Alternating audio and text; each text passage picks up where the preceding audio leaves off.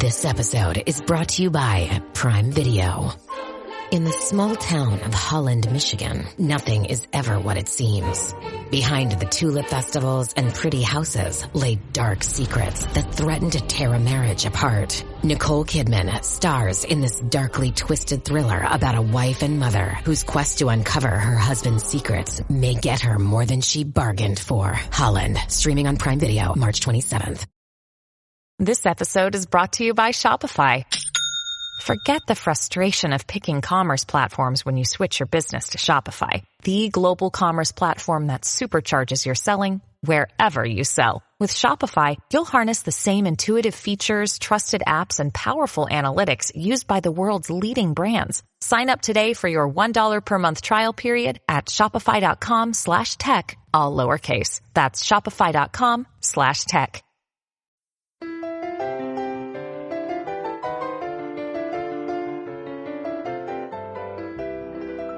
To the Animation Addicts podcast with the Rotoscopers, episode 51, The Corpse Bride, Studio Jiggling.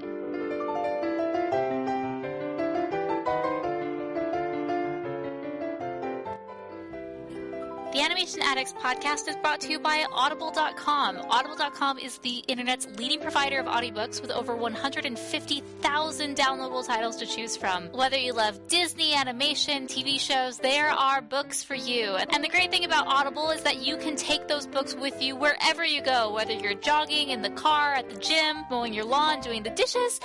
Audible makes it easy for you to read the books you love. So for your free trial of Audible, go to rotoscopers.com/audible for your free 30-day trial.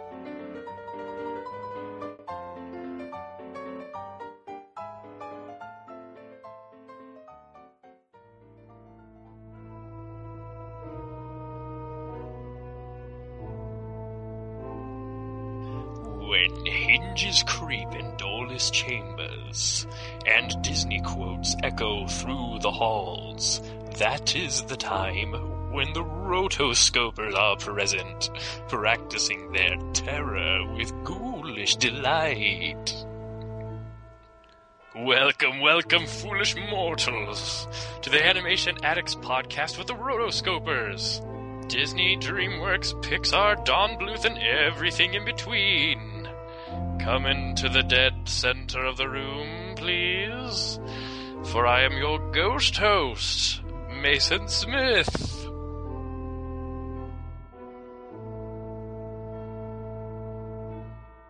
Last year we had Vincent Van Gool, but he's off doing another gig for Cartoon Network. So yeah, Morgan Stradling and Chelsea Robson. Hello. Hello. Hello. But I must ask our listeners not to scream. It might provoke them. I'm your ghost host, Mason Smith.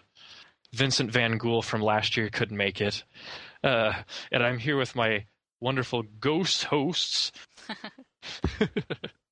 So anyway, Halloween is my second favorite time of the year, besides Christmas, of course, because this is the time that I get to act all spooky, and people are like, instead of being creepy, you're kind of cool because it's Halloween now, but normally you're creepy because you're always like this. I'm just kidding. So yeah, welcome everyone to our lovely podcast, The Rotoscopers. The podcast is where we take animated films and we review them, we laugh about them, we cry about them, and we sit down and have, just good old casual discussions on the production of animation films, the story, the music, the characters, everything that you love about animation. We discuss it on this podcast. We just got done with our 50th episode, and so now we're going forward with our 51st episode, and we're super excited. And what is the ghoulish movie we are doing today? Why? It's actually based off of a fan and listener poll that we did on the website, and the winner was Tim Burton's Corpse Bride. Yes. But just by a hair. It actually beat Toy Story of Terror by one vote, folks. Uno voto. Mm-hmm. This is why people need to get on the website so that they can vote for these things. I know all the people who wanted Toy Story who didn't vote are freaking out right now saying, no! Personally, me, No. I wanted to do The Legend of Sleepy Hollow, the legend, Ooh. Ichabod Crane, which is a little Disney short about 30 minutes. Ichabod Crane. I love Who that, is the new but there were only schoolmaster? 10 people who love it. voted. You know, I just like the who is the new schoolmaster? What is his name? Ichabod Crane. Exactly, they have awesome songs. Yep.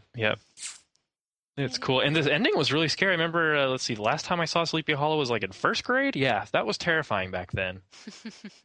So maybe next Halloween, maybe I can get some more people on my side and we can get that to happen. Or maybe you just won't do a vote and I'll just do it anyway. Mandate. Nope.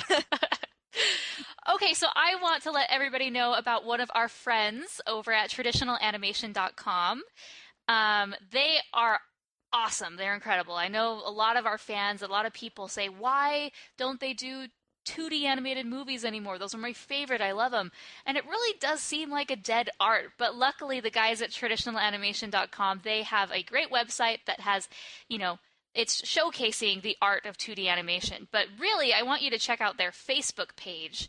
Within the last month, they've went from 10,000 likes to nearly 66,000 likes. It has exploded because everything they do on their page is fantastic. A few times a day they post concept art and discussion about, an animated film from the 40s, 50s, the 2D era.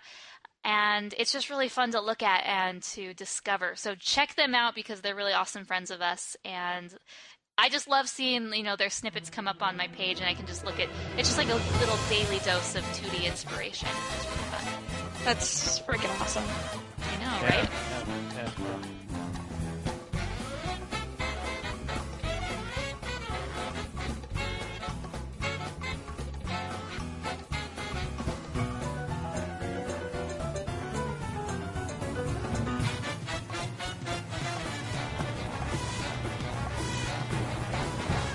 Okay, in the news, number one, I love Frozen Friday, and we get more Frozen stuff every day, and we're super excited. And so, but anyway, I don't really have anything on Frozen right now. Besides that, today, this will have been several days since this is actually happening today, but we're super excited for the Demi Lovato cover of Let It Go from Frozen. Mm-hmm. And so we've been tweeting hashtag DemiFrozen. It's supposed to have unlocked this cover song, and so I can already see on the Twitterverse that people are enjoying that, so that's cool.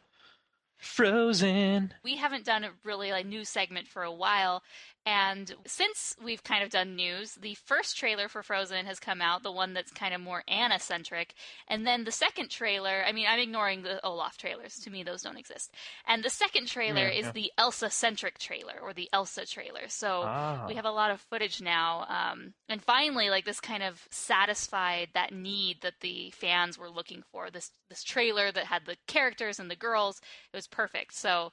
Yeah, definitely. If you want to hear more about my opinion on the trailer, I have links in the show notes, and I'll also include links to my 2 video reviews that I did for Frozen Friday. I've talked about them at length, so I don't want to bore Mason or anyone who's already seen them. So just go there and check them out. Yeah, that trailer was good. I was very satisfied by the Elsa centricity of it all. You were sad? No, I was very satisfied. Oh, good. I was like... Yeah. You don't say that to me, okay? It was so sad. It was good. I know. And I want to announce something that we're doing in November. So obviously we're big fans of Frozen, and this is basically, this is mostly my fault. I'm the resident Disney nerd here. Some people are Pixar nerds and very Pixar focused, but for me, Disney is my home base, the number one thing I get excited for. So I've kind of been pushing this, and it's funny because Myra on the website, she refers to herself as the black sheep because she's just not pumped about Frozen. She did a really cool series which is continuing right now. It's called the Princess Profiles, where each one of the princesses is being broken down and discussed. And she did the first one of that. She did the one for Aurora, and they're really awesome. Check them out. I'll put the link in the show notes as well. But so she's really not pumped for Frozen, and that's okay. I I don't hold anything against her. It's like, I'm not pumped for free birds. Like, that's cool. I'm not mad at you because we have differences. But since the majority of us are, we are doing something very special. We are doing something called Frozember in November. This is a big takeover of the site by Frozen, since we're so excited for it and can't wait. And this really is the most anticipated animated movie of the year, so we're excited to help promote it in any way that we can. So for all of November, every single day, we are going to be having a special article on the site, very dedicated to Frozember. Some of these are going to be fun gift posts, others are going to be more serious, some are going to be comparisons between Frozen and other movies. Obviously, as Frozen comes out on the 27th, we're going to have our reviews out and other different things. And then the very last days of the month, it will be the final princess profiles of Anna and Elsa to wrap it all off, because they will be definitely the newest additions at that point. So Frozen Friday will continue as usual. That will kind of become a part of Frozember. But yeah, get excited, guys. Better bring some sweaters, folks, because it's going to get cold around here. So yeah. Let's bring back summer! I know. That's what I say every day. Every day it ever gets cold, I'm just like, oh, why is it cold? Yeah, that is the new quote for anyone who lives in like a winter environment. Like, let's bring back summer. Right? Okay, Yeah, so totally. Mason's news. Well, I've just been poking around. We've got, real quick, I think we got pretty much the first trailer teaser for Peabody Mr. Sherman next Friday. Mm-hmm. So watch for that. That's new from DreamWorks, right? Yes, it is coming out in March. Good. This is Disney, but not really animated news. But we got the reportedly the first poster for Pirates of the Caribbean, Dead Men Tell No Tales, is out on the web, slated for 2016, and it looks mighty ominous. So yeah, there's that. Another, in news, I hope you've been watching your ABC Family schedules, although since Gilmore Girls, I don't really pay attention to ABC Family anymore. I mean, why would you? But Toy Story of Terror, the next big thing from Pixar as of late. Yeah, hopefully we'll be getting out a review video by the time you hear this podcast, and so we're excited about that. But actually, it's not Toy Story of Terror that I want to talk about. They're actually announcing a Toy Story Christmas Nutcracker adaptation short for this Christmas. But there's one catch. It's only playing at Disney's California Adventure. Oh, well then. Yeah. Sad. So what we're talking about here is it's a new short film, Toy Story, but it's kind of like a what if the Toy Story characters did the Nutcracker. And that'd be great if it wasn't playing at California Adventure, in which case I'm in Texas, and so this whole like distance thing is going to be a problem. But yeah, so they at California Adventure, they have a water screen, which is a few times larger than a typical movie screen, and they're going to project it onto that as part of kind of like a big thing. They got an article on it on /film.com, and you can see like an early clip of the animation that they're planning. And so that's cute. It's kind of a bummer that like Pixar is being like really inaccessible as far as like if you're not at the right place at the right time, you can't watch our short films. But I know they'll be released eventually, but like, come on. But yeah, that's cool. I like it when they do like extra stuff that you can only find at the parks and stuff. But then again, I don't really like it because I got to go to California to watch it. So yeah, it really doesn't help, especially for our international listeners as well. I'm sure they're all feeling the same way. Think of the children, Disney. Think of us all. Yeah. So, so that's that for new. Oh, I have one. Let's see. In other news here, the dead walk the earth.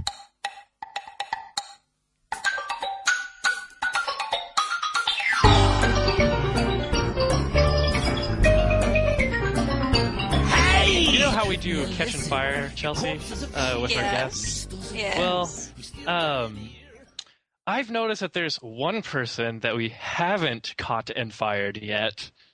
Well, actually, there's two. I've never done it either. You've never done it? Oh, well. No, it's just you. You didn't. Well, you didn't whine as loud as this person. So I know.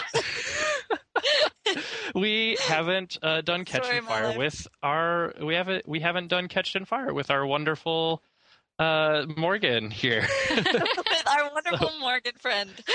who's been pounding on our doors and hooting and hollering to do catch and fire. And so we'll be happy to oblige. Hey, I'm just saying, all the guests get to do it, and hey, I'm on the podcast every week. I am Yes, holding you my are. tongue as they answer these questions, just because I'm like, ooh, I want to say. Yeah, totally. And so we feel so much pity on her. All right. It's not we. I feel pity upon poor Morgan, and so we'll humor her, and we'll do a little catch and fire because you don't see it behind the scenes, but Morgan does a lot of work for the show. When me and Chelsea are off chasing our dreams, Morgan's off chasing her dreams and managing most of the podcast. And so does Chelsea, but Morgan complained the loudest for this, and so we're gonna do catch and fire first with her. Hey, there's one thing I've learned in life: if you don't ask, a lot of times it doesn't happen. And when you do ask, a lot of times it does. It's true. It's That's our really easy. business. Very, very It's- true. Yeah, you'll be surprised how many yeses you get when you just ask. That's our business major right there. Opportunities. That's what I'm all about. Can you hear that? I'm It's a the frog wind snake, from- remember? Oh, I yes. jump at opportunity and then I squeeze it to death. You're also the old nag, but Man. which was evident in how you got us to do Catch and Fire with you. Mhm. Here we go, Morgan. First animated movie you remember seeing? Aladdin. Favorite cartoon growing up? DuckTales. DuckTales. Randy will really Okay. like you because you picked DuckTales. Oh, good. We had quite a few VHS copies of them. They were great. Oh, yeah. My favorite one, at least the one that I remember, okay, two that I remember the most, is the one where they get in that bathtub that goes back in time, and they go back in time to like this night medieval period. Yes. And then the other one is where they go underground with these like creatures that like curve into balls and they kind of like roll away. Mole people. Ish, yeah. Anyways, A whole cavern of sand slashes. yeah. Colorful ones. They were different colors. Now. Favorite animated movie of all time? Aladdin. Aladdin, cool. Favorite animator / artist? I would say Glenn Keane, Brittany Lee, and McConaughey, also known very as good. Heather Campbell. Classic animation or CGI? Classic. Shout out to traditionalanimation.com. Whoop whoop. Favorite animation studio? Like if anyone didn't know this one. Walt Disney Animation Studios, also known as WDAS. I read that in Hogwarts, a history. Let's see. Studio LAIKA or Ghibli? LAIKA. Very good. Anaheim or Orlando? Anaheim. There you go. Disneyland, folks. That's my code word for Disneyland. I try to sound like an insider. Here we go. Disney princesses or princes? This one's always awkward when we ask guys. It is. But I am pausing because the men are pretty appealing. So I'm saying Disney princess on this one. I don't know. Okay, if I know you, Morgan, I'd like to think that I do. You are a princess fanatic when it comes to Disney. Disney princesses, but the Disney princes, I mean, I can't leave them out. Okay, who would you rather cosplay as, a princess or a prince? That'll help Princess. answer that question. Okay, there we go. Heroes or villains? Heroes. Okay. Stitch or Tinkerbell? Tinkerbell. I used to be the biggest Tinkerbell hater, but Really? I think these new movies actually like converted me to her. I used to think she, because she's supposed to be everyone's inner diva, and she's just like plastered onto everything, like all these shirts at Disneyland and whatnot, and it just really bothered me. But I've come around. Yeah, Tinkerbell and Grumpy are like the two characters that own so many royalties, like with the whole T-shirts thing. Mm-hmm. Speaking of which, Mickey, Goofy, or Donald?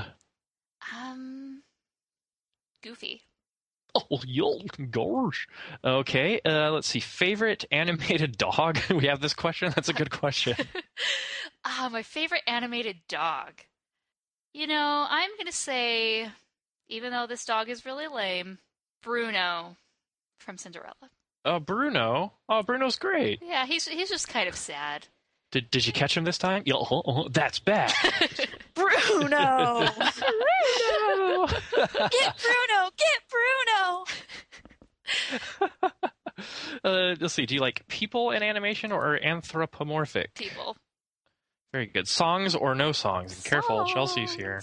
Okay. Chelsea songs. knows me. Songs. Let's see.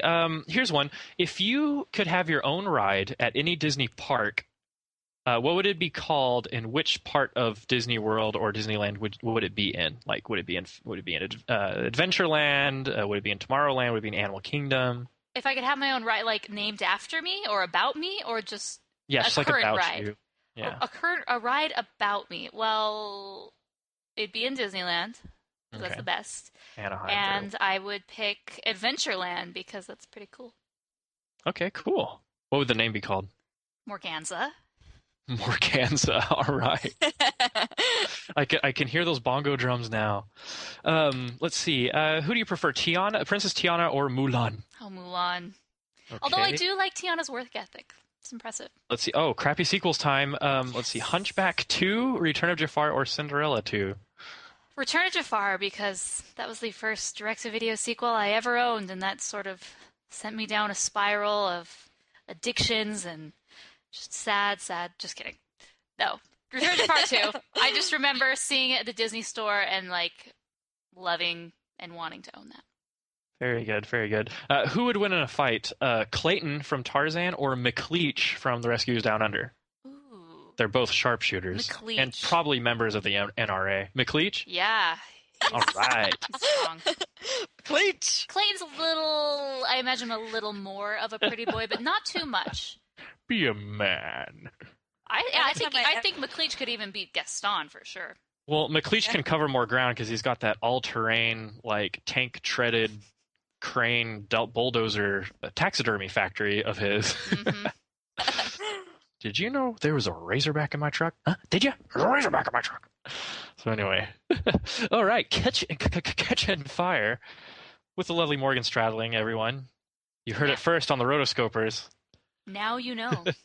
I Now know you guys you have know. all been like, when's Morgan's turn? When's Morgan's turn? Oh, Just I kidding. know that's what they've all been thinking. Yep. Thank you. Thank you for making my birthday 2 months early. Yeah, well, she went on Make-A-Wish Foundation, and people were like, we don't really need to throw money at this. We just need to email the two other hosts and be like, hey, do this already. She's been bugging us. So anyway. I'm next time, Yeah. right? Yeah, we Right? promise our viewers Chelsea will do it next time. She invited We mine gotta like a year. spread these out, because we Oh, we based it do? a few months ago, and then me, and then there's something to look forward to. Like, Oh, okay. ooh, Chelsea in a little bit. Okay, No, not Mason sorry, was like Chelsea. last year. So I have to Exactly, wait Chelsea. till next year. Exactly. Well, okay, it won't be. Maybe January. All right.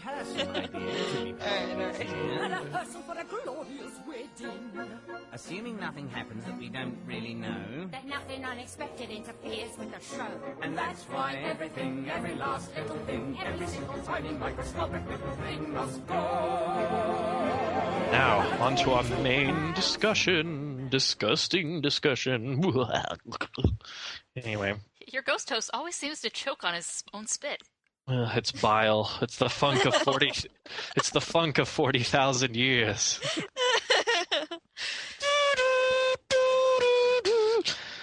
Every Halloween, I make a tradition of watching the entire video for Thriller and memorizing what I can of the dance. But anyway, that's another story. So yeah, folks, in 2005, the world was graced with many an animated film, but we'll be focusing on The Corpse Bride. It was nominated, actually, for the 78th Academy Awards for Best Animated Feature, but was beaten by another Halloween movie, Wallace and Gromit, The Curse of the Were-Rabbit. Halliday presents, in the red corner, the undisputed, undefeated Weed Whacker Guy! Champion of hurling grass and pollen everywhere. And in the blue corner, the challenger, extra strength Halliday! Eye drops that work all day to prevent the release of histamines that cause itchy allergy eyes. And the winner, by knockout, is Halliday! Halliday, bring it on! It actually doesn't surprise me that the two stop-motion films were applicable to Halloween, though. Well, Have you guys noticed that? No, Like, that's the way that it kind of is. I mean, it seems that stop motion has sort of been pigeonholed as this spooky, scary medium. And so a lot of the stop motion films are very dark and gruesome. Not gruesome in a way, but they're just dark and spooky. So it's just kind of funny. But my thing is like, man, these two had to come out not only the same year, but within the same month. I mean, way to split your Halloween pie. Yeah. I love it. Food illusion. So yeah, totally. Now, doing my research on the year 2005, like Disney was crazy 2005. Check this out. They came out with Valiant, which was Disney, Proud Family movie, Chicken Little, but also Kronk's New Groove, Lilo and Stitch 2, Mulan 2, and Tarzan 2. 4 direct-to-video sequels from Disney in 1 year. They were pumping those out. No kidding. And within the next few months, Michael Eisner was removed from his chair as CEO of the Walt Disney Company. Is there any correlation between the two? I think so. High correlation. I'm no statistician, but there's a correlation there. Note to future CEOs out there, the more direct-to-video sequels you have, the higher the increase and the chance that you'll be removed as CEO. Yikes. Noted. Now, this was also the same year as Wallace and Gromit, Curse of the Were-Rabbit, DreamWorks' Robots, Chicken Little, also Madagascar, and then my personal favorite, Final Fantasy VII Advent Children, which I was the first to buy the DVD for. That was so good. But anyway, big year for animation. Like, holy cow, like I remember all those movies, and there's like a ton of other ones. I think they put out like a Scooby-Doo movie and stuff, spooky. But anyway, those early 2000s, like before 2010, like it was just like boom, boom, boom, boom, boom, Disney sequel. So anyway. Well, this movie didn't do too bad in the box office. It made about $117 million worldwide. The $40 million budget, that's pretty low comparatively, definitely for now, but it was pretty... Usually these stop-motion films have lower budgets, which is nice because they don't do as well in the theaters. But this wasn't, too bad. Wasn't anything to, write home about, but... This started the era of the classic Tim Burton casting formula, and you all know what I'm talking about. Some sort of combination of Johnny Depp, Helena Bonham Carter, and any combination of the cast of Harry Potter. In this case, we got Sir Christopher Lee, Miss Evergrot. What are you doing here? You should be at home, prostrate with grief. We are taking the hobbits to Isengard. Anyway, same guy. You don't know who Christopher Lee is? I know he is. He was the Jabberwocky in Alice in Wonderland. He was Count Dooku, Saruman. What is he in Harry Potter? In Harry Potter? I don't think he was in Harry Potter. Oh, okay. Crap, he wasn't in Harry Potter. Anyway, I just want to do a little Christopher Lee shout out. You know that guy has a symphonic metal band called Charlemagne? Isn't he like 80? He's like 80, he's knighted, and he has a heavy metal band. No questions asked there. If he just died right now in some fiery explosion, he would be just all right. Because he seems very accomplished. So this movie was directed by Tim Burton and also someone named Mike Johnson. Now, Mike Johnson, he did a little bit here and there, with some art departments for different roles. But then kind of after this, he didn't really do much, and people think that he now teaching in the academic world of animation. Oh, yes, the academic world. Now, this was in 2005. This was, I was in high school at the time, and the theater and drama club that I was in was obsessed with Tim Burton. And I got annoyed with it, and because I didn't like the hype and all the hot topic stuff. And you guys have listened to the Nightmare Before Christmas episode, so you already know how I feel about this. But I liked it. I never saw it back then, but I saw it today, and I liked it. Nice. It was a good film. Yeah. Yeah, the first time I saw this, I saw it with Morgan because she had just gone up to college, and I was out there visiting or something, and Morgan was just like, I really want to go see this movie. I was just like, okay, cool. But I liked it too, which was very surprising, especially for us, because, you guys all probably listened to the Nightmare Before Christmas episode. We weren't very big fans, but hey, it was good. Though I didn't particularly remember it after I saw it, Like, looking back, it's almost like 10 years later, 8 years later or so. Like, I didn't remember any of it. And I couldn't tell you what was it about. I just remember I'd seen it. So I don't know. Yeah, I have kind of the same sentiments as Chelsea. I don't actually remember really wanting to see it, but apparently I did. And then it just sort of like fleeted from my memory. I didn't remember, plot details. I remember maybe vaguely seeing some of the underworld scenes when I turned on the TV a few years ago and watched those, but that was about it. And even before I watched it this morning to prepare, I was online and I was talking to Chelsea and I said, I was in the middle of it. I'm like, I don't know how this ends, but I'm really excited to find out. What a nerd. I know. I was like, I really hope Victor and Victoria get back together. Well, yeah, it is kind of up in the air, which makes it a really interesting story. Like, this is super unique. Well, and it's really interesting that the three of us did not like Nightmare Before Christmas, which was a Burton, Henry Selick type thing, which is kind of the same premise. I mean, underworld, dark, dead things, Halloween. I mean, this isn't really Halloween, but it fits. Dead dog. Tell me about it. But we liked this one so much better. Like, all of us, I can tell, are pretty positive about it. So what was different? I mean, what's so different about this movie that we liked this over Nightmare? Basically, it's because I like Helena Bonham Carter the most when she's dead. No, I thought, okay, first of all, the animation quality, I think we will all agree, is very top-notch. Yes. And when the opening credits, I saw the name LAIKA there, and it totally took me by surprise. I had no idea. Me too. I had, I think in 2005 I wouldn't even have bat an eyelash at this. Oh, no. But I saw LAIKA and I was like, wait, what? I was going through my LAIKA Rolodex. I'm like, wait, it starts with Coraline. Like, Coraline's the beginning. What? Where's Corpse Bride? And apparently what happened is that they were contracted out to make this for Warner Brothers. And so technically it's not their movie, but it's Warner Brothers' movie, and they were just the studio contracted to do the work for it. But interesting. Very, very interesting that LAIKA, this is one of their first ones that got them their start. I really don't think I've ever watched any movie that's connected with LAIKA without stopping just to say, wow, within the first few seconds. I mean, this animation is just like stupefyingly stupendous. It's fantastic. Wow, that is a Roald Dahl alliteration there. Yeah, I was surprised to see LAIKA, and it's very interesting that they were contracted for this. A few notes on production, just to kind of highlight the quality that we're talking about here.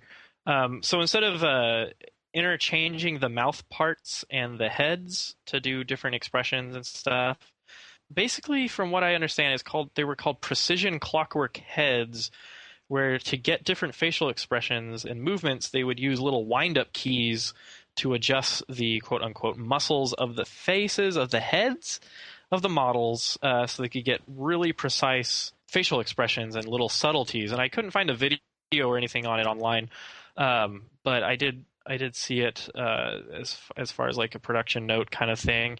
And so that's really cool. Apparently it drove the animators mad because it was so complicated, and there were a few animators who would have like nightmares of adjusting their own facial expressions with the keys, I can so see that happening, though.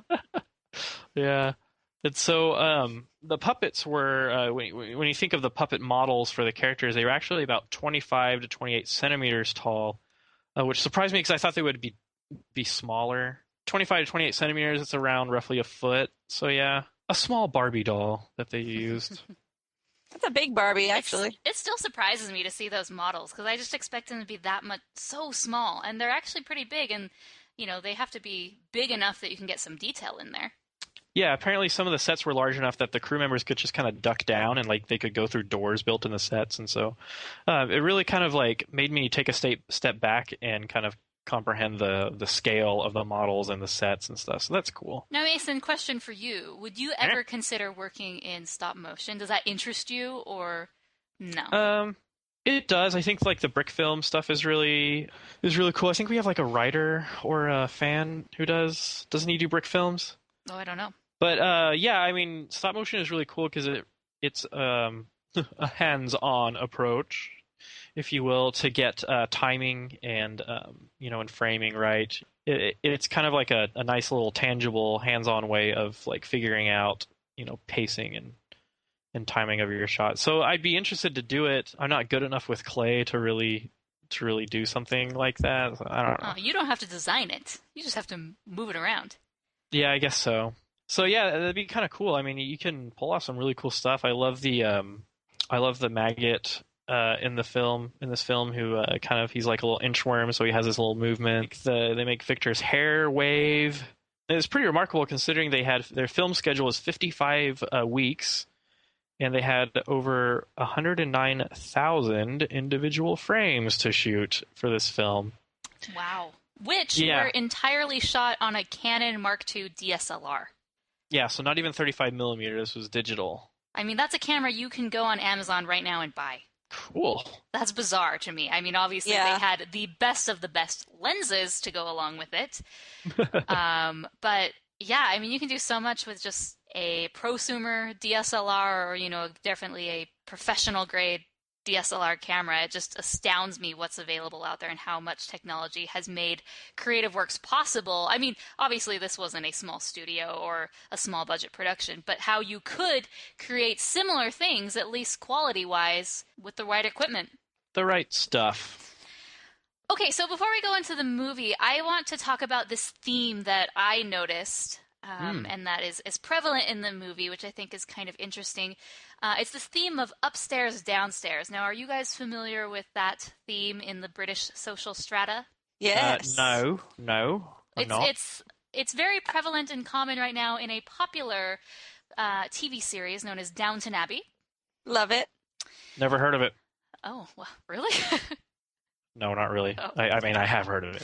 So basically what it is the upstairs is the rich, in a household, the rich people, the owners of the home, they live in the upstairs part of the house. And the downstairs, the servants would live down there. And they would just live on site, and they'd get ready every morning, and then they'd go and then do their duties, and they'd go eat back down there and get everything done. So there was this, it was called the upstairs, downstairs. There's even a PBS special that kind of,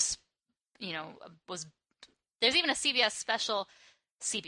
There's even a PBS special from the 70s, which Downton Abbey is based, called Upstairs, Downstairs. And I tried watching it, and it's very, very boring, so don't try. Even though it's on Netflix, don't try. Watch Downton Abbey. It's much better. But so this is kind of carried over into the underworld and, the main world, the living world.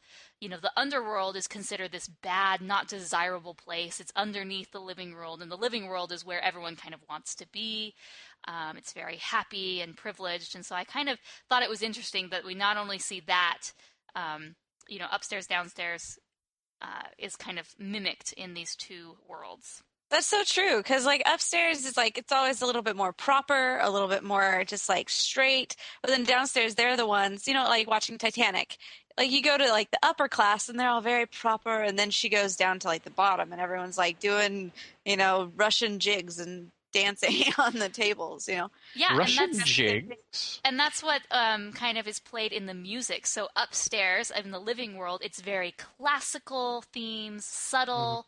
Quiet, Victorian, and then you go downstairs and it's this raving party, very jazzy, fun. The colors brighten up significantly. So yeah, good point, Chelsea, because that's true. Yeah, I did notice the difference in color saturation. In the world of the living, it's very dead color, which is opposite of what you'd think. Yeah, well, Tim Burton's good at those grim ironies.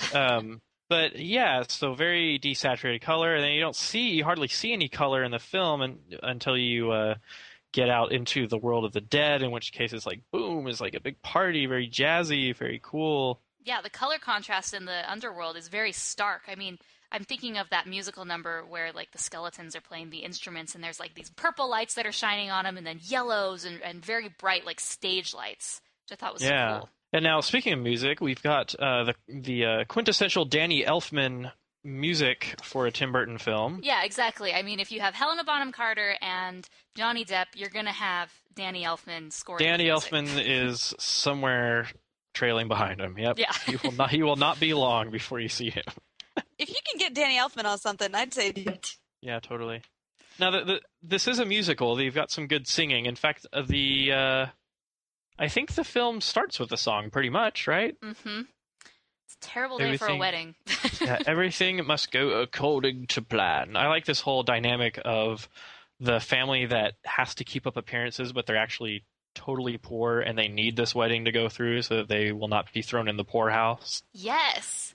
I like how this is also kind of a Great Gatsby motif of the old money and the new money. Yeah. So this family, Victor's family, is new money, and they are trying to gain a little bit more social clout by marrying into a family of old money, which is Victoria. But Victoria's family is completely broke, and they're desperate. So they're willing to not sell off their daughter, but marry off their daughter to someone of a lower rank than them, which typically, if you were in good standing, you wouldn't consider, but they're desperate. So they're doing that, and so I thought that was an interesting way to start it off. I mean, it's really complex what's happening. You don't have to understand all these layers to get what's happening with the film. You just think, okay, arranged marriage, but I like it. Yeah. Also the fact that like the whole first song just really had a very Swan Princess vibe going for it. What if Odette doesn't go for the merger? Urge her. Like I totally felt like that was when Victor's parents were singing. You know, it's like, this is gonna be great. This is gonna be awesome. Victoria's like, oh, this sucks. I really liked this song at the beginning. I thought it fit. I thought it kind of moved the plot along very well. Introduced us what was happening, and it was just fun. I mean, you're expecting from the movie posters to be very scary, and this is definitely in a time when it was still expected of all the other non-Disney studios to have musicals. It was just kind of like the thing you did. But I liked this. I liked the songs in this. I think songs fit very well in animated films, but other times it's perfectly fine not to have them. But I liked this opening quite a bit. Yeah, these didn't seem forced, at least. No. And it was cool because it kind of reveals the character of the characters. But anyway, through all the music and all the circumstance, the bottom line is, thanks to Hollywood, when you have the Victorian era, you're going to have an arranged marriage. Nothing beats a classic arranged marriage in film. Definitely. Because then you get Victor, the guy who is thrust into the arranged marriage, and he doesn't want to be where he is. But at the same time, he's not very competent or secure with himself. He just kind of goes along with it. He's very awkward and sort of, yes. Yeah, and it's like, I don't think he would have said no. He just kind of, yes, it was arranged, but he didn't have any, like, gusto to say no or to oppose it in any way. Very, very true. Very good point. And that's what I kind of don't like about Victor's character, is that he's very weak in that there's no, like, I'm going to run away instead of do this arranged marriage and I will find my true love. Ha-ha! There's none of that. He's just like, okay, I'll do your marriage. It worked out for their favor that he actually ended up liking Victoria, too, so... That's true. And boy, they broke the record for fastest romance. I mean, it was faster than Disney. They didn't even go through a song. They just looked at each other for 5 seconds. They're like, hey, let's get married. We like each other. Yeah, they really dodged a bullet on that one because, Victoria could have been pretty scary looking or horrendous, and he could have been really mean and abusive, but they seem to mesh pretty well. And that's like, if I were in an arranged marriage, I mean, that is the jackpot. It's like, oh, we like each other. We're attracted to each other. Hurrah! Huzzah! Drinks all around. I like it when Victoria's like, what if Victor and I don't like each other? Humph. As if that has anything to do with marriage. Do you suppose your father and I like each other? But that is a common theme in some countries and some cultures. And that marriage isn't for love. Like, marriage is a union to bring children into the world. And, I mean, love's important, and that also makes it a little bit better, but it's not, like, the essential characteristic to some. And that's definitely, like, an old world view of marriage. That is true. That's true. Now, even more classic than the arranged marriage is the ruined arranged marriage. Everyone loves a ruined wedding, don't they? And let me just tell you, setting fire to a lady makes everything hilarious. Yeah, setting fire to your future mother-in-law, yeah. With this hand, I shall light your mother on fire when he's like going through the forest. That family is just so nuts. Like, I like Victoria's father. Tim Burton's very good at character design, like having the Aunt Sponge and Aunt Spiker kind of people. You know what I mean? Mm-hmm. He's like this frog-like man who's like, there's an eye in me soup. My favorite line of his, fetch me musket. And I laughed out loud when they do the scene where she's like, smile, and he like can't smile. He has to really force it. Oh, it's good. It's good. Speaking of character designs, I liked how each one of the parents were very opposite. So Victoria's parents, the mom is she's very up and down, but it looks like a really squished oval. And then her dad is just very round. But then you look at Victor's parents, and they have the triangle thing going. His mom has an upside down triangle, and then the dad has his head is shaped like a facing up triangle. I just thought it was kind of cool. But then, both kids happen to come out proportionally well. So that was, kind of interesting. Well, no. This is something I've been thinking about. All children, for the most part, come out proportionally well. They have, normal-sized noses. But when things start getting exaggerated is once you, hit your 40s. That's when, your chin, triples in size, or your nose becomes huge. Just think about it. Their features just go wonky. Except Madonna. So, yeah, and I don't know if this is just Tim Burton or if this is LAIKA or what, but what is it with LAIKA and large, busty women? Why? Maybe they're easier to animate? I don't know. No, it's just off. It's just you would think off-putting. Honestly, you would think that a small busted woman would be easier to animate. Not as much jiggling. Yikes. Studio jiggling. The whole Victorian properness and etiquette is always something fun. Victoria's mother is ridiculous. She's like, "What are you doing alone with him?" And I know that was a marriage custom back then. And even he starts playing the piano, and I liked that. He's just finding his comfort zone, even though he's in a new place. And the Victoria's like, "Oh, I was never allowed to play the piano. Mother said music was improper, too passionate." I'm like, "Oh, come on!"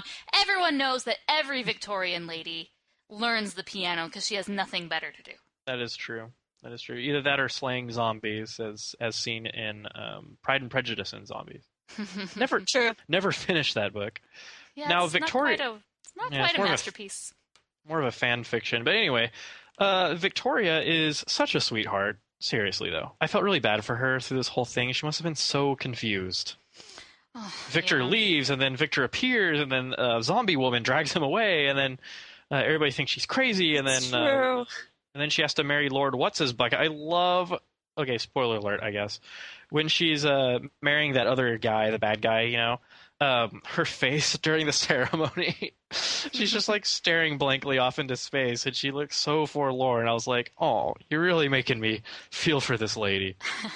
Yeah. So Victor runs off after the big fiasco at the wedding, and then he butchered his vows, so he's trying to practice them, and then he's kind of muttering them to himself, and he's practicing, while I'm here, I might as well practice the act. So he puts the ring and, makes his vows and puts it on this tree stump, and little did he know that he had actually made his vows to a corpse who was chilling there. And she comes back to life and says, "I do. I do." Yeah, I love it. This comes back to the origin story for the Corpse Bride, which is a Jewish folk tale in which pretty much the same thing happens. A groom-to-be is playing around, practicing his vows in the forest, and he puts the ring on the twig thinking it was a twig, and it was actually the woman. Against his will, he's married to a corpse. In the original Jewish tale, I think all he has to do to get rid of her is perform a proper Jewish divorce ceremony, which, I don't know, is that hard? I don't know anything about that. Usually these folk stories are told to children, so you can learn something out of them. So why does this one exist? It's if you ever get in a bad marriage, just do the divorce the right way and everything's okay. Don't go throwing your wedding rings around, because you never know if the twig you put it on is actually a corpse. Dude, that's so funny though, because the dead guy where he's cut in half. You guys know what I'm talking about? No. When he goes downstairs, the guy who's cut. Yeah, the guy who's cut in half. Yeah, there's a guy who's cut straight down the middle, and it's actually a Jewish tradition that you would make a promise with somebody, and what they would do is they would cut a calf straight down the middle, and then they would walk through the two sides, walk through the two pieces, and it's kind of a symbolic way of saying, may this and much more happen to me if I break my deal with you. So this guy was a deal breaker. That's all I'm saying. Holy cow, that's morbid. You know, I expect nothing less from Scriptorian number 1. That's how I roll.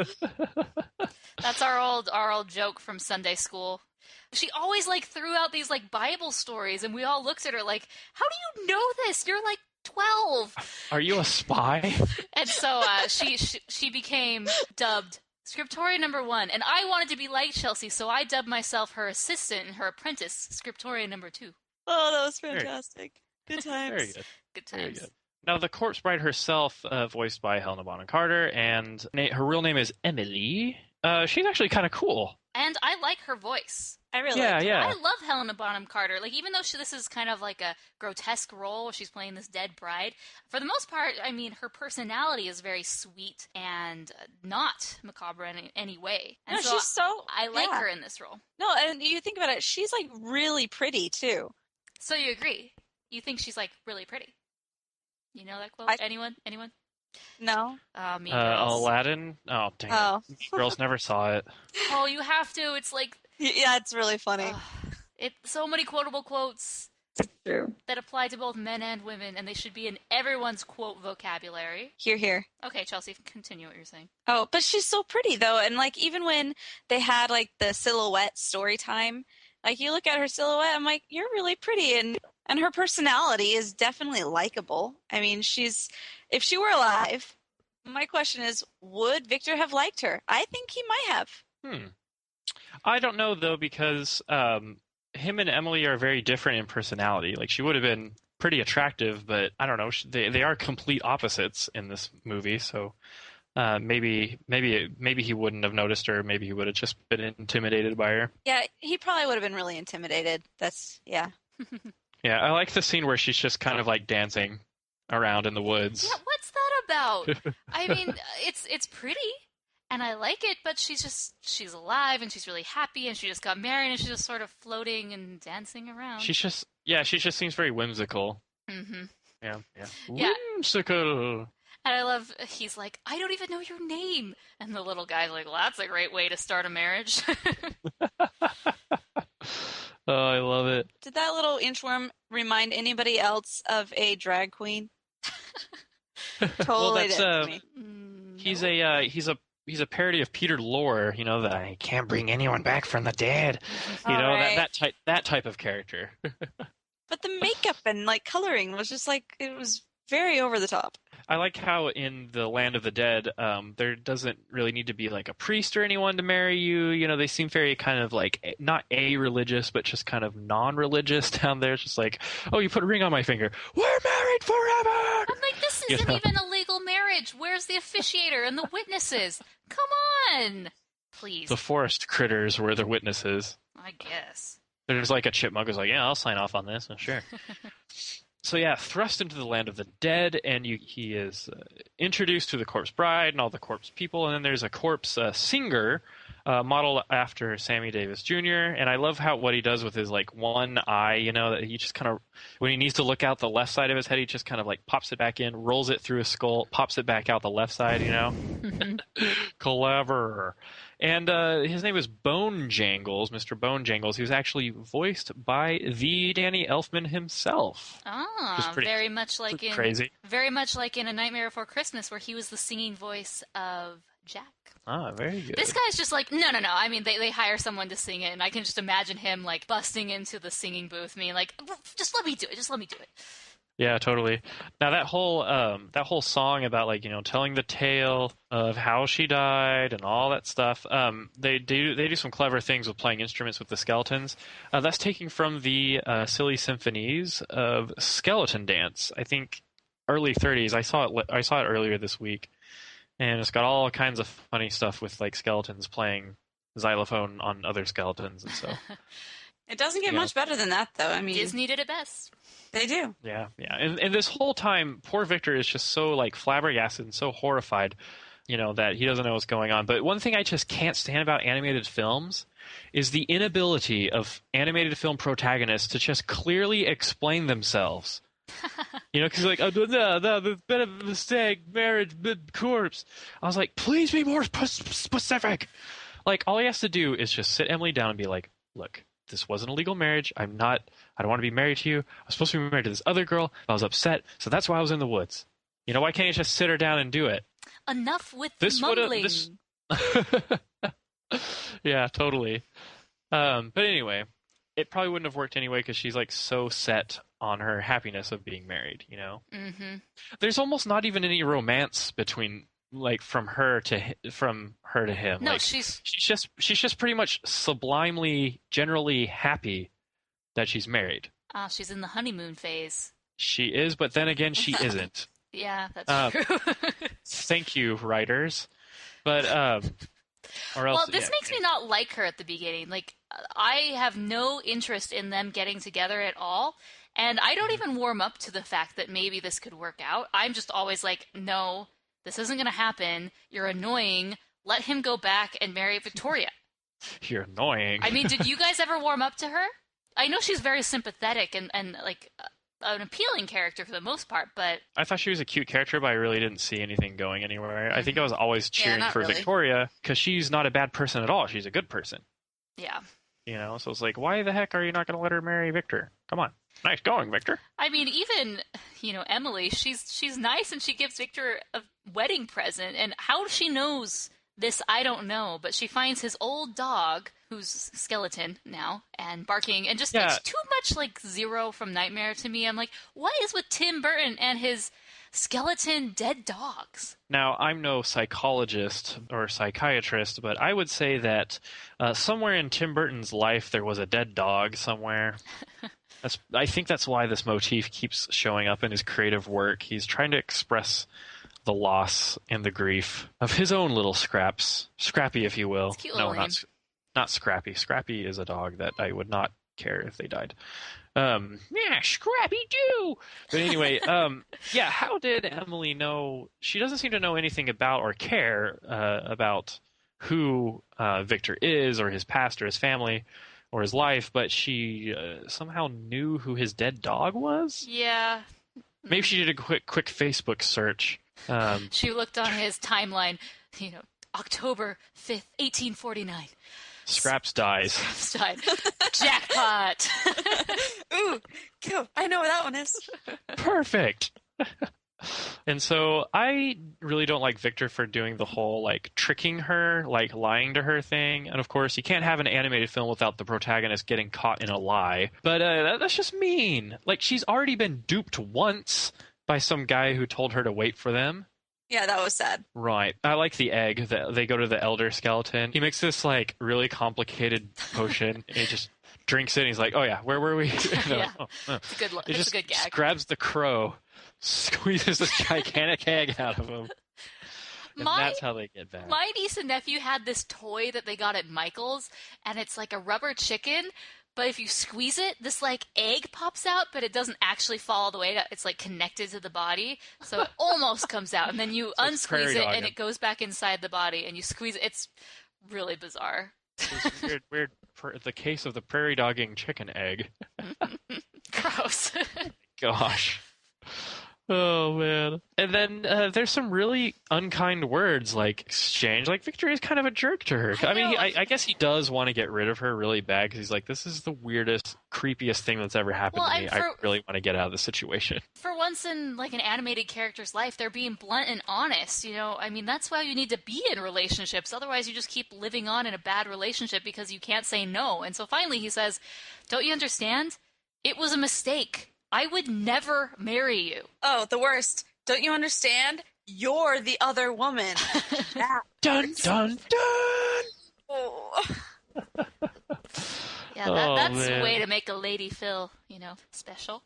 But there's no better way to get back into a lady's good graces by playing a improvised piano duet with them. I like that scene. I think it's very charming. It creates some bond between them. They have finally something in common. And it's cool music. They're both very talented to be able to improv like that. But I still don't care for Emily at this point. I'm like, no, Emily, still don't feel bad for you. And you're right. The whole scene with the piano duet is more effective to, mending the broken relationship than just being, like, I'm sorry, I was rude. You should never be rude to a corpse. And she's like, it's okay. I don't have feelings because I'm dead, but I still have tears. And then he's like, baby, come back. And then she's like, I'm still dead. Better than doing that. I just like the little charming piano duet. It's cute. I don't get the jump from I'm totally horrified by you to yes, I will die for you so that we can get married. I guess it's because he sees how happy she is married to him. Yeah, I really didn't understand that either. I disagree with that. Like, I don't think you should compromise your own happiness in a marriage. Yes, you do compromise your own happiness at times to make the other one happy, but not before you're married. And I know technically they are married, so technically he needs to compromise his happiness for her, but she's not because she's dead, so it doesn't count. He needs to do his happiness first and marry the one he recently loves. I can just see Morgan sitting down watching this and like shaking her TV, going, "She's dead. You don't have an obligation to her." Yes, very much the realist. I'm like, that's Till why death they say you part. Ah, you stole my line. Sorry. Will the mortification ever end? So then Victor's all gung-ho about suddenly marrying Emily. I thought they already were married, I don't know. So then these, black widows, they start sewing him together so he looks very presentable. But I'm thinking, does it matter? You guys don't seem to care about your appearance anyway. Like just him, maybe because he's still alive. But then these spiders are very much like the mice in Cinderella. Yeah, very Leave very the good. sewing to the women. You go get some Jiggling. Ooh, those Totally are better got that times. vibe. Those were better times. Yeah, I love the spiders, and it's very kind of anti-Cinderella. Mm-hmm. I love it. And then so they all decide to have the wedding party upstairs. Sounds creepy. Let's go. I was like, okay, kids, go back to Halloween Town. Well, in that moment, I'm like, oh, sad. Those are someone's kids who died. Looking way too far into this. Yeah. You don't think about how that they died. Think about how they died. Maybe they choked on lollipops, and so they were happy. What?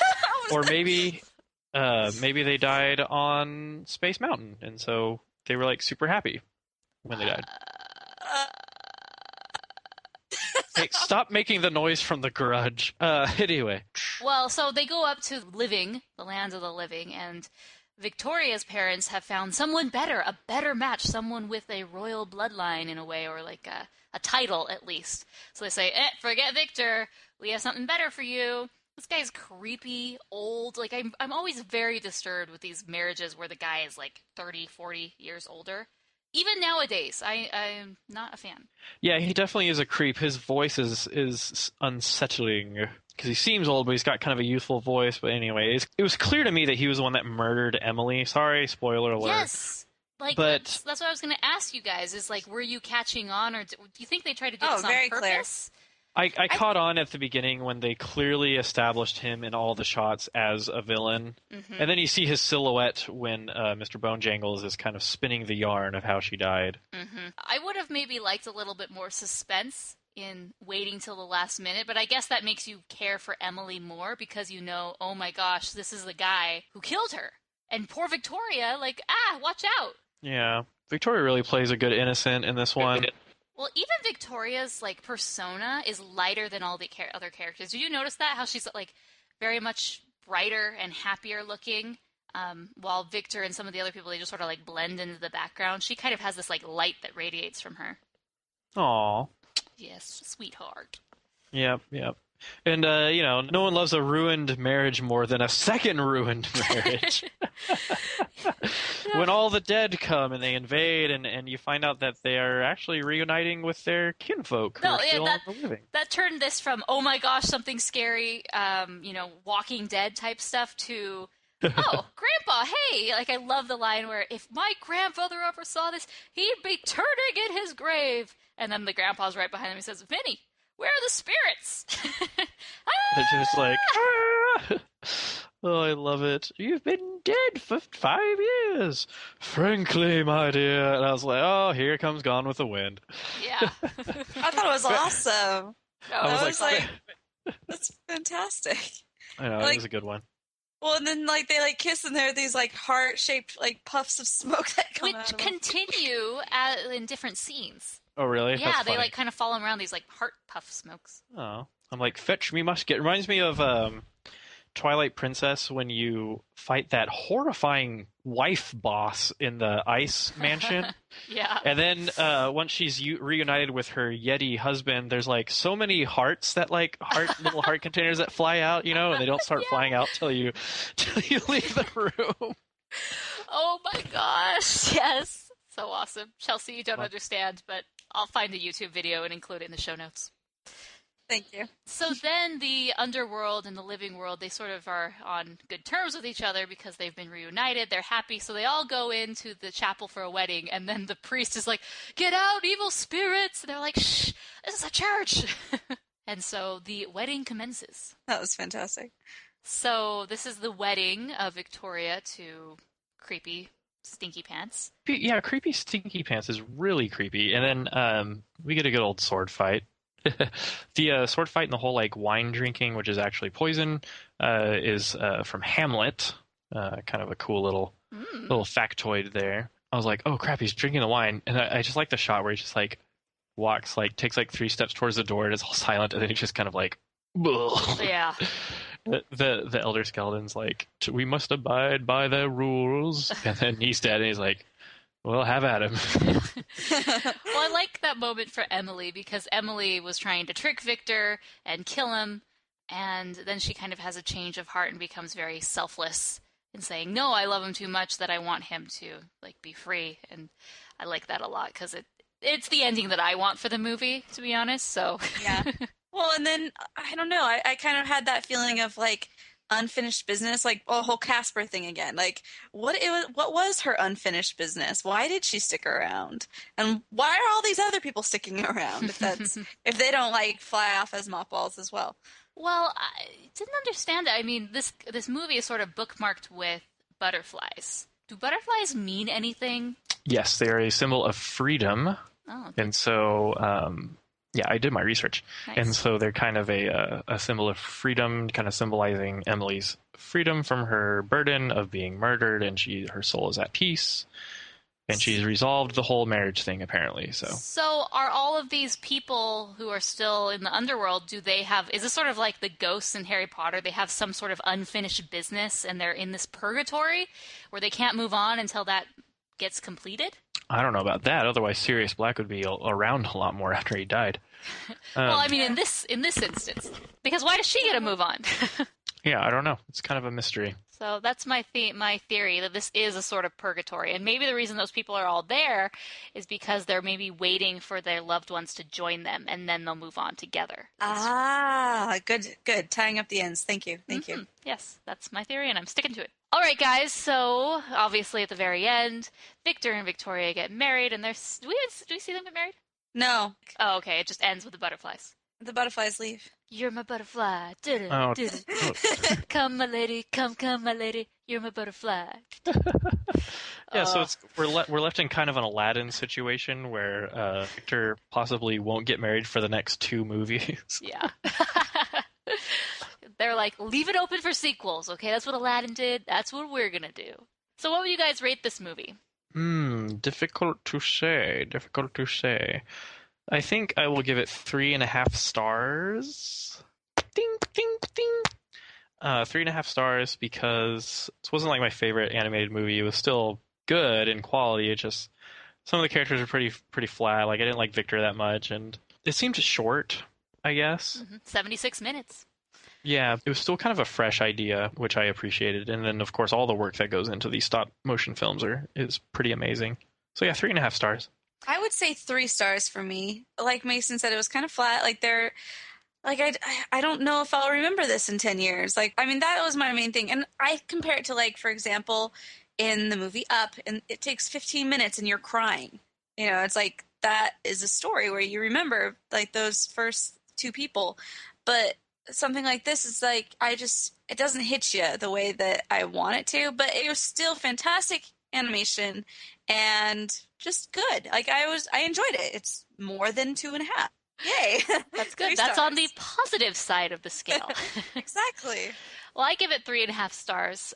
Definitely, I think I give Nightmare Before Christmas about 3 stars, but this one significantly more enjoyable for me, but not enough to be on the 4-star range where I want to watch it all the time. Like Chelsea said, I couldn't remember how this ended 10 years later. It just wasn't that memorable. It was very enjoyable, and I did like watching it, and thought some of the motifs and themes were interesting, and one of Tim Burton's better animated attempts, in my opinion.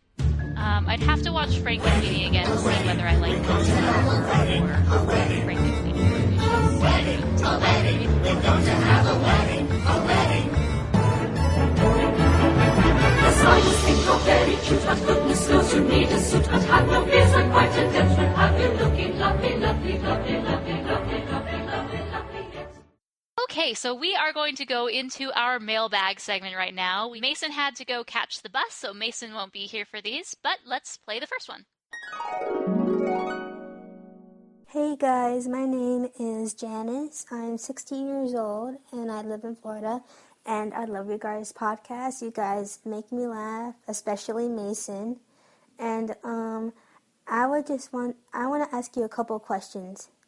One, would you ever review the show Dragons Riders of Burke? It's a show based off of the DreamWorks movie How to Train Your Dragon.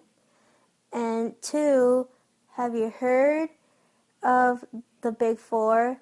And if you have, who do you ship? Thanks. Keep up the good work. I love you guys, and can't wait to hear from you guys soon. Okay? Bye. We've talked briefly about the Big Four phenomenon.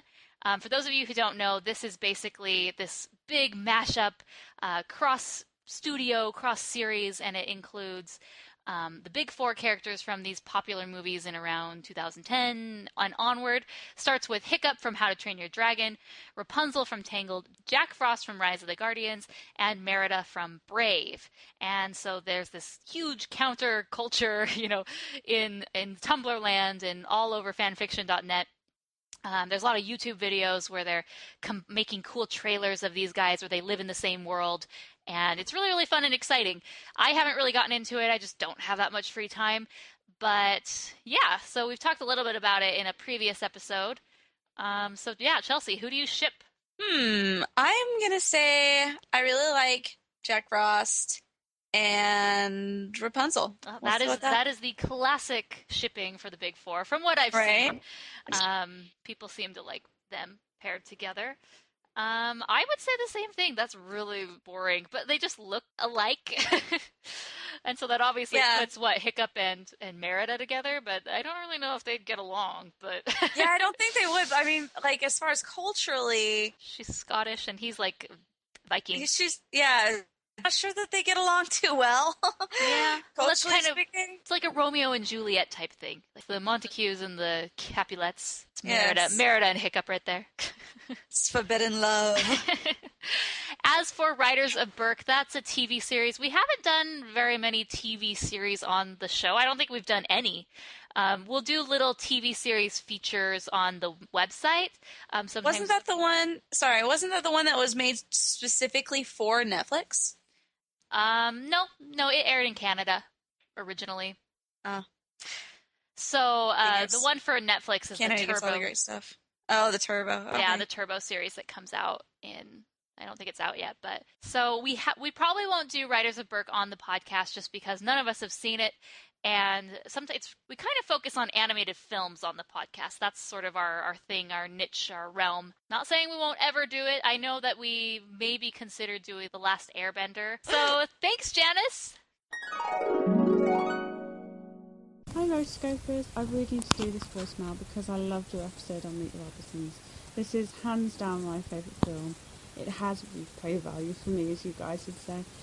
I didn't even notice how close it is anymore because I've watched it so much. So dinosaurs in the back garden and singing against the frogs are the norm to me. And you mentioned how there were 2 voice actors who played Lewis. because it was in production for so long. But did you know that Wilbur's voice changed too? But they thought his older voice sounded better for the character, so he still got to do the voice. And if you listen to the original trailer, which you played on the podcast, you can hear the difference. Mason also mentioned that the shrubs in the film look like roly-poly, which makes sense because William Joyce wrote those books too, as well as Meet the Robinsons. As you can see, I really wanted to be part of your conversation on this. Now, one thing I don't get about the film, though, is how can no one want to adopt Lewis?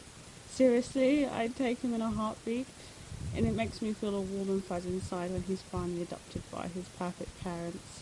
Yeah, I just love this film. So thanks for listening, guys. Love everything you do. Please keep it up and keep moving forward.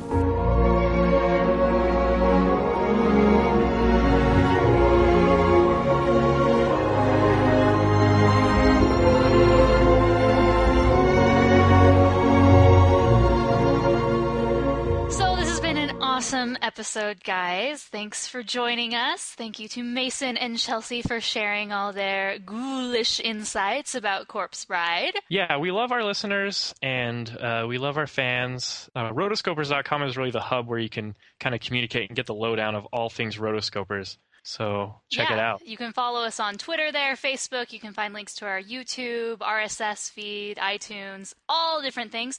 And I want to thank everyone who has left us a review in iTunes. That's one way, a very simple, easy way to support the show.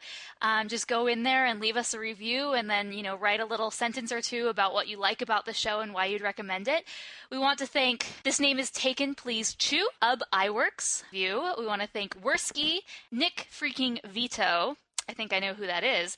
And Simply Bored. We want to thank them for leaving a 5-star reviews, and we ask that you leave us a review in iTunes because that's a super easy way to help get the show have exposure and to get more downloads in iTunes. So thank you very, very much. Wow. We've been called the best animation podcast out there.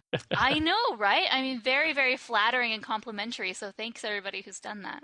I mean, I tend to agree that we are the best out there. Just saying. And with the holiday season coming up, don't forget to use our affiliate link to shop at Amazon.com for all of your holiday gift-giving purchases, or maybe buy a little something for yourself. It's super easy. Just go to rotoscopers.com/Amazon, and anything you buy using that link, a little kickback goes to us to help support the show, keep us running, because it'd be really sad if the Rotoscopers just didn't appear one day because we didn't have funds. So there's been a lot of people who have purchased things. A lot of people have been buying DVDs, like the Little Mermaid DVD. Someone even bought Steve Hickner's book recently. Someone else, a lot of people have been buying the Frozen storybooks. So, very cool. So thanks, guys, for using that, and continue to use that in the future.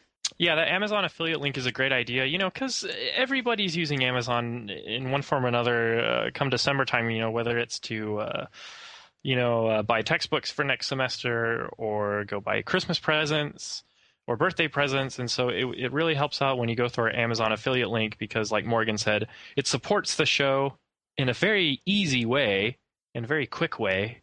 And it keeps us going, and we want to be able to do this show as long as possible for you guys. All right, guys, thanks for listening. Now, if you want to be a part of the show, just send us an email at therotoscopers@gmail.com or send us your voicemails. You can go to rotoscopers.com/voicemail to leave us a voicemail on your computer or on your phone. Or if you just want to call us on your phone, call us at 406-646-6575. Again, that's 406-646-6575. So until next time, we are the Rotoscopers.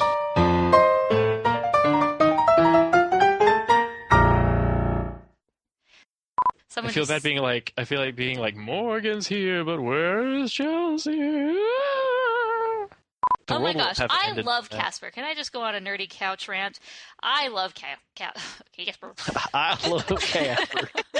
No, Casper, there's that part where Casper turns into a hunky human, and then, I love Girl's dad. Like, I swear there's a guy at my work who looks exactly like that guy. And every time he walks by, I turn my head, I'm like, the dad from Casper? I just like that one of his evil uncles is named Fatso. I was like, the 90s had no quarter for stuff like that. Yeah, that's true.